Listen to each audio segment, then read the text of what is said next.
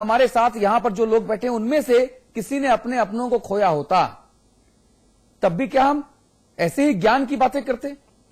हमें समझना होगा हम अपने आप को आम लोगों से अलग क्यों समझते हैं। एक खास का उदाहरण दे दूं, अभी दिमाग में आ गया, अब दूंगा जरूर उदाहरण। धीरेन्द्र भाई, 84 में आप लोगों ने संयम क्यों नहीं रखा था? 84 में आप लोगों ने संयम क्यों नहीं रखा था? पूरा देश जला दिया था। राजीव गांधी ने कहा दसियों हजार लोग बड़ा पेड़ गिरता है तो धमक होती है। जिंदा जला दिए, टायर बांध के जला दिए, दाढ़ी और केश में आग लगा दी। कश्मीर से कन्याकुमारी तक ये हिंसा हुई थी या नहीं हुई थी? और आज अगर सरकार में उत्तराखंड में आप लोग हैं, आप संयम नहीं रख पाए, जिनको 40 साल सरकार चलाने का अनुभव था, जो गांधी नेहरू के पॉलिटिकल उत्तराधिकारी उससे आती थी पार्टी, जिस पार्टी में पटेल रहे, आजाद रहे, वो पार्टी संयम नहीं रख पाई थी। 84 में मैंने आंखों से देखा था, कहीं सुनी बात नहीं, अखबार में पढ़ी और टीवी में देखी, आंखों से देखा था जलते हुए लोगों को। और यहां पर तो उत्तराखंड के लोगों को नमन करना चाहिए कि अपनों को खोने के बावजूद इतनी घोर निराशा सरकार से और आप लोगों से उनको मिली। सिस्टम फेल्योर हो गया, राम भरोसे लोग हैं, मर रहे हैं, तब भी आपके प्रति हिंसात्मक नहीं हो रहे हैं। वो सिर्फ रोटी मांग रहे हैं, कंबल मांग रहे हैं, पानी पीने को मांग रहे हैं। अन्यथा 84 में आपने तो जान मांग ली थी, जान। कंबल रोटी नहीं मांगी थी 84 में। और मैं उत्तराखंड के लोगों से चाहिए जान। और मैं उत्तराखंड के लोगों से अपील करता हूं कि आप अपने इस गुस्से को खत्म मत होने दीजिए, लेकिन इसकी अभिव्यक्ति का जो तरीका है वो वोट की चोट से होना चाहिए, वो हिंसा के थ्रू नहीं होना चाहिए।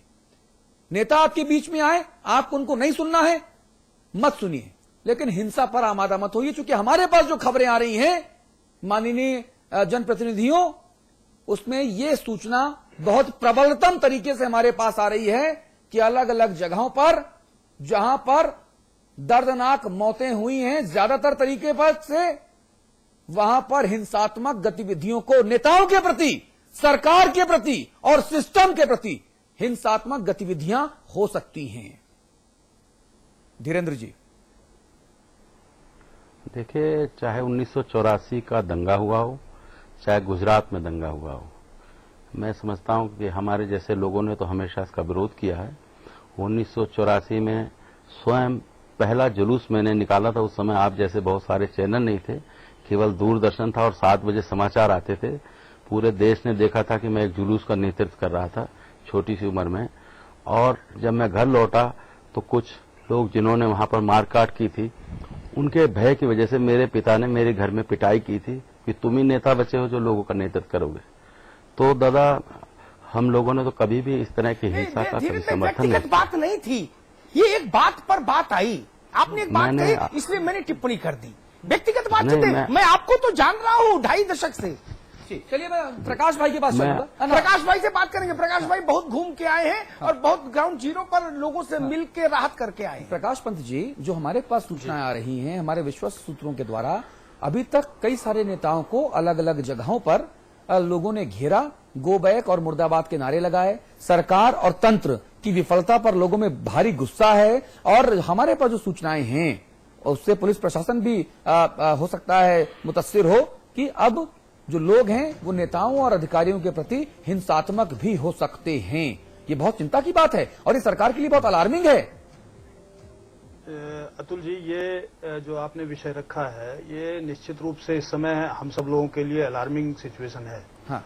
और ये बात मैं इसलिए कह रहा हूं क्योंकि जो हवाई यात्रा के पश्चात जो घटनाएं सामने आई, जो विजुअल्स और क्लिपिंग आपने दिखाई है, वो इस बात को प्रदर्शित कर रही हैं कि, और ये सिद्ध भी कर रही हैं, जैसा अविकल ने भी कहा कि जो नेता हवाई दौरों से यात्रा कर रहे हैं और वो प्रयास करते हैं कि जनता के बीच उतरने का और उसके बाद हवाई दौरे से ही वापस हो जाने का, उनका जनता ने विरोध किया है और विरोध की क्लिपिंग आपने दिखाई। मैं स्वयं 4 दिन गुप्तकाशी में रहा।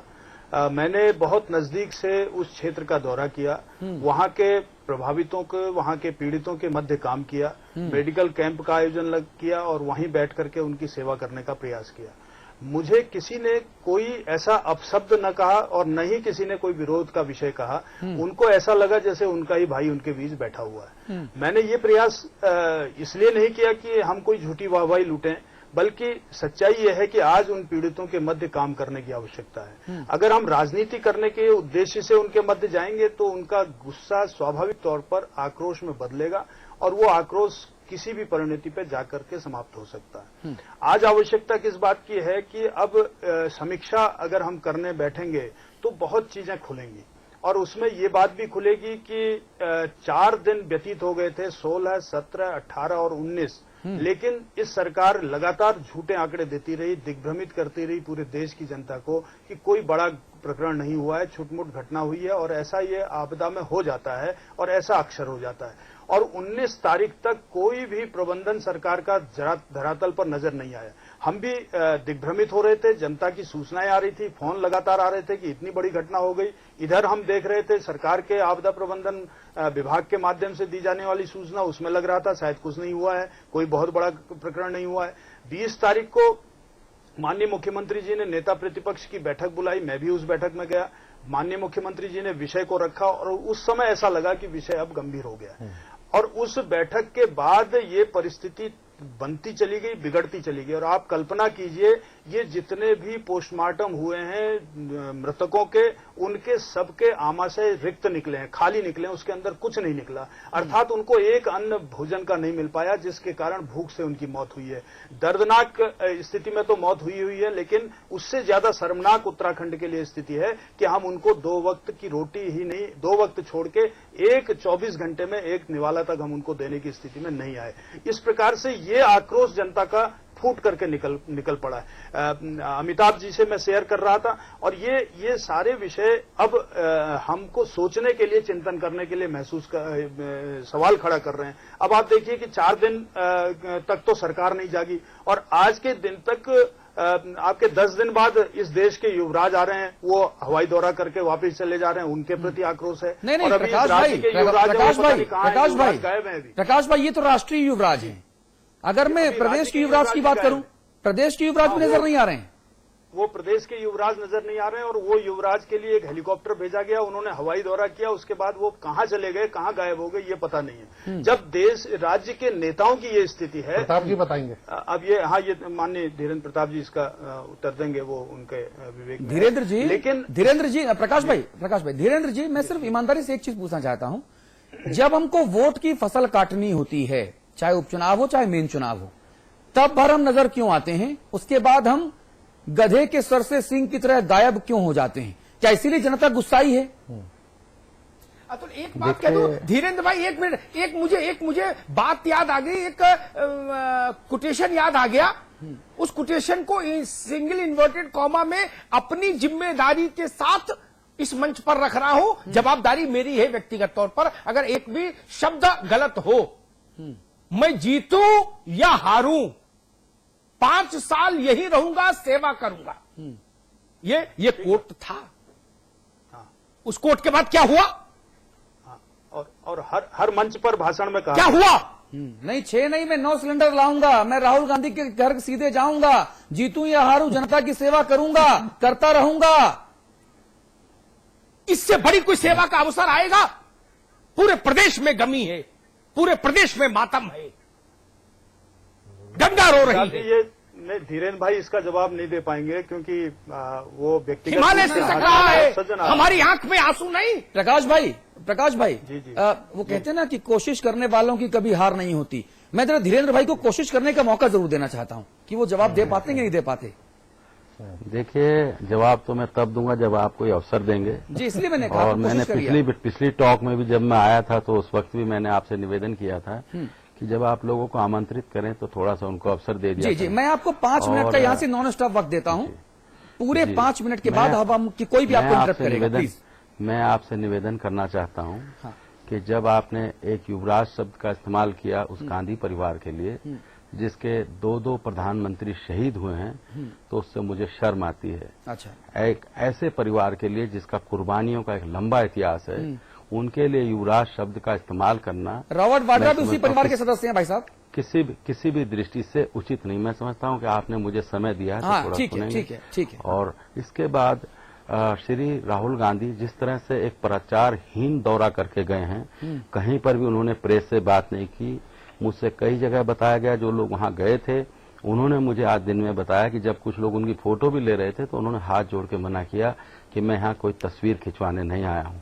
एक तरफ तो इस तरह के चरित्र के नेता हैं जो इस तरह का संदेश देना चाहते हैं कि ये परिस्थितियां राजनीति करने की नहीं है और उसका कोई प्रचार करने की नहीं है, और दूसरी तरफ जिस तरह से प्रचार हो रहा है, जिस तरह से लोग कह रहे हैं कि उनके पास अलादीन का चिराग था और एक ही दिन में 15,000 लोगों को उन्होंने गुजरात के लोगों को मुक्त करा दिया, इससे साफ तौर पर जाहिर होता है कि किस तरह से सवालों पर राजनीति करने की बात हो रही है। आज एक और युवराज का आपने जिक्र किया, मुझे लगता है आप श्री साकेत बहुगुणा के संबंध में कह रहे हैं। अभी भी लगता मैं है आपसे पूछना, मैं समझता हूं कि ये 10 दिन की ये घटना हो गई, टिहरी की वो एमपी कहां है? आपने उनका पता किया? किसी जगह आपने देखा, उनका सुना? मैं धीरेन्द्र भाई को अभी किसी क्षेत्र में वो दिखाई दी जिनको की गूंगी गुड़िया कहा जाता है, कहीं पर उनकी कोई आवाज आई? किसी क्षेत्र से ये सवाल आया, खबर आई कि वो उत्तरकाशी गई थी या टिहरी गई थी या वो रुद्रप्रयाग भी कुछ हिस्सा उसमें पड़ता है वहां गई थी? तो इस बात को कहने से कोई फर्क नहीं है। मैंने पहले निवेदन कर दिया कि ये समय न राजनीति करने का है, ये समय संयम से काम करने का है, विवेक पर नियंत्रण रखने का है, आक्रोश में ना आकर फैसले करने का है। मेरी मीडिया से भी निवेदन है, न केवल पॉलिटिकल पार्टी से बल्कि मीडिया से भी निवेदन है कि अगर वो लोग ये चाहते हैं कि राजनीतिक प्रजातंत्र में राजनीतिक दलों का कोई रोल खत्म नहीं होने वाला, मीडिया कितना ही राजनीतिक दलों को क्रिटिसाइज कर ले, they are there and they are to stay there. ये हमारी कॉन्स्टिट्यूशनल प्रोविजन है। ना ये जनता की मजबूरी है। ना ये जनता की मजबूरी है भाई साहब, मीडिया की मजबूरी नहीं है। आप क्या समझते हैं कि 4 चैनल अगर ये कह, आप क्या समझते हैं अगर आप ये कह देंगे 4 चैनल ये कह देंगे कि राजनीतिक दलों को हटा दो तो यहाँ तानाशाही आ जाएगी? राजनीतिक दलों को ही स्वीकार करना होगा। मेरे भाजपा के साथ इसीलिए तो दलों में तानाशाही है, स्वीकार करें, किसी को राजनेताओं में तानाशाही इसी वजह से, इसी सोच इसी विचार के तहत। अभी 1.25 मिनट बाकी है, 1.25 मिनट और जी। मैंने आपसे निवेदन किया जिस तरह से, अगर मैं समझता हूं मीडिया को ये कहने की जरूरी है कि वो इस बात को देखें। मैं आपसे एक बात और कहना चाहता हूं, आपने हेलीकॉप्टर्स की बात की, मैं आपके साथ हूं। मैं हेलीकॉप्टर से बहुत सारे दौरों से सहमत नहीं हूं। मैं पार्टी की तरफ से, पार्टी के भीतर भी इस बात के लिए पहले से भी लड़ता रहा हूं कि हेलीकॉप्टर्स के कम से कम दौरे होने चाहिए। लेकिन इस तरह की परिस्थिति इस तरह की आई हुई है कि कई जगह लोग नहीं जा सकते हैं।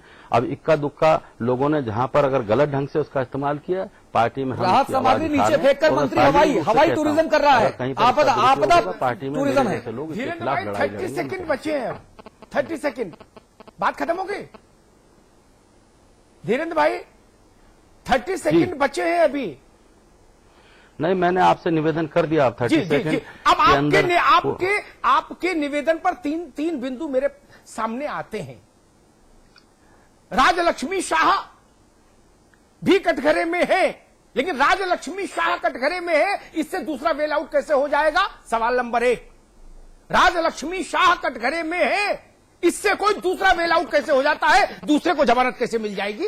ये सवाल है। मैंने कथन कोट किया था और पूरी जिम्मेदारी से कहा था कि मैं जिम्मेदारी लेता हूं शब्दशः। उसका उत्तर नहीं आया। आपने कहा मीडिया भी संयम बरते, सब लोग विवेक से काम करें, प्राणियों में सद्भाव हो, स्वागत है। मैंने कहा था 1984 में क्या हुआ था? हुकूमत चलाने वाली पार्टी संयम नहीं बरत पाई थी। उत्तराखंड को संयम की सीख देंगे क्या हम? उत्तराखंड से ज्यादा संयमी लोग और कहां मिलेंगे हिंदुस्तान में? वो गरीब लोग मर रहे हैं भूखों, लेकिन सिर्फ पानी मांग रहे हैं, रोटी मांग रहे हैं। नहीं, आपको पता है वो क्या मांगते? वो मांग सकते थे जो 84 में मांगा गया था इस देश में। मांग सकते थे, क्या कर लेते? छीन सकते थे। आर्मी गोली चला के मार डालती क्या सबको? क्या स्थिति बनती इस प्रदेश की? अंदाज नहीं धीरेन्द्र भाई, अंदाज नहीं। इस प्रदेश में कितनी बड़ी ग्रह क्रांति हो जाती, हाहाकार हो जाता, हिमालय चीत्कार कर उठता।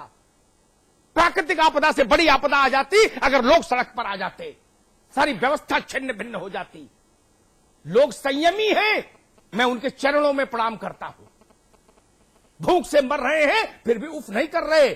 थोड़ा बहुत हल्ला गुल्ला तो लाजमी है। जिंदा है तो कुछ तो बोलेंगे। ये मुंह पर टेप लगा लें, पेट भी भूखा और मुंह पर टेप भी लगा ले, ये चाहते हैं। मुझको उस वैद्य की विद्या पे तरस आता है, भूखे लोगों को जो सेहत की दवा देता है। हम भूखे लोगों को संयम और धैर्य सिखा रहे हैं। अरे जाके नमन करिए उनके चरणों में कि वो गिरबान नहीं पकड़ रहे हैं। नहीं, वो भी लोहिया ने कहा